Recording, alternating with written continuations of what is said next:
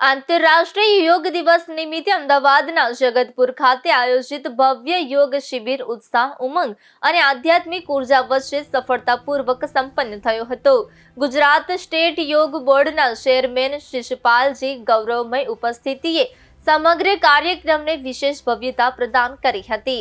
તેમના વરદ હસ્તે દીપ પ્રાગટ્ય સાથે કાર્યક્રમનો મંગલમય પ્રારંભ કરવામાં આવ્યો હતો. યોગમય વાતાવરણ વચ્ચે યોજાયેલા વિશાળ શિબિરમાં કોર્પોરેટર રાજેશ્રીજીની વિશેષ ઉપસ્થિતિ રહી હતી.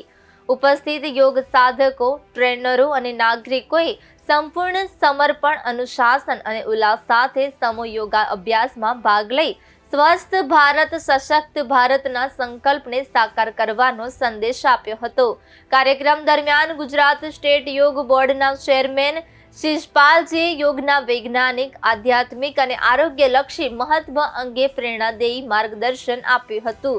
તેમણે જણાવ્યું હતું કે યોગ એ માત્ર શરીરની કસરત નહીં, પરંતુ મન, આત્મા અને જીવનને સંતુલિત બનાવતું જીવનશૈલી છે. કાર્યક્રમને સફળ બનાવવા ટ્રેનર ટીમ તરીકે નેહા શર્મા, અંકિતા મહેતા, જયા ગોમત, હેમા પુષ્કરણા, હસ્તિરતા મુન્દ્રા, દીપિકા જોશી દ્વારા અવિસ્મરણીય યોગદાન આપવામાં આવ્યું હતું.